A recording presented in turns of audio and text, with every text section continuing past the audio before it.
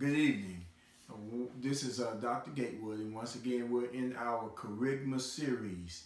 Now, what I want to do is give you the second part two, to faith being both tactical and practical. Let me remind you that tactical has to do with uh, uh, planned actions. These are planned actions that one intends to take. This is not things that are done off the cuff. Tactics are planned. Second, practical is those actions that are things that you actually do. It's not theory. These are doable things. Practical things are things which are doable. And our faith should be both tactical and practical. So, in continuing the series, I want to start with the next characteristic of faith that is tactical and practical. And that is, it is not over worrying. This type of faith is not over worrying. It's not that you don't worry. I think it's wrong interpretation for people to say the Bible say don't worry. We are human beings. Human beings will always have concerns. But the intent of the text is that you should not over worry. You should not be so worried or so concerned that it takes you out of the will of God. So faith that is both tactical and practical does not over worry. Next, it is committed to the importance and practice of prayer. It is committed to how important is prayer in one's life. When you're exercising both tactical and practical faith, then you're going to be a prayer warrior. You're going to be someone who don't mind praying, and praying will be a practical part of your life. Next, it speaks from the heart with love. You can say, well, I'm brutally honest. So what does that mean? The question is, were you loving and honest? Were you loving and honest? Some things may be true, but was it necessary for you to say it?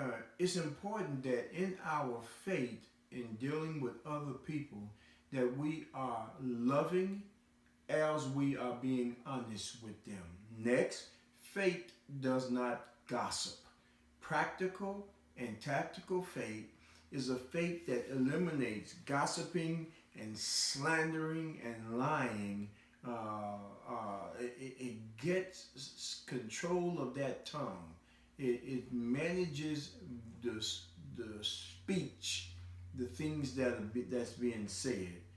Faith is not doing evil or is not holding others in bad reproach.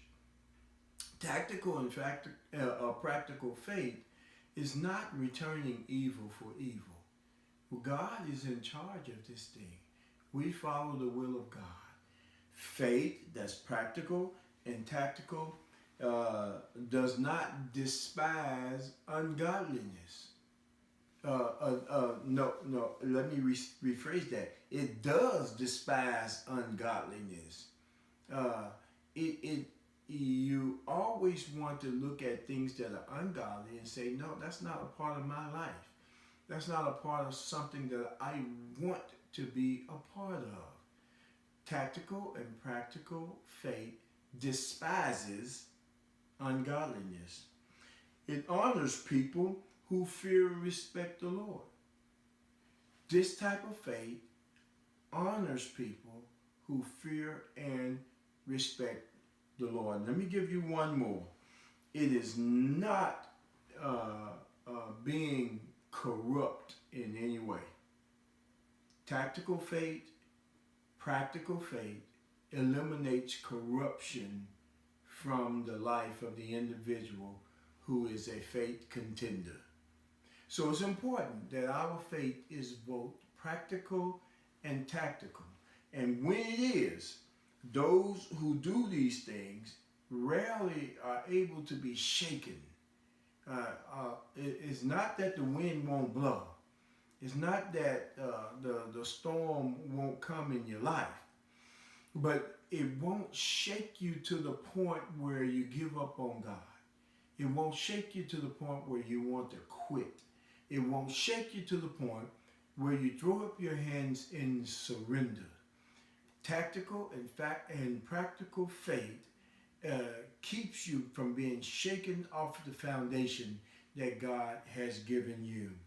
If you hold on to these characteristics of faith, I believe that you'll be a stronger Christian as you contend in your daily life.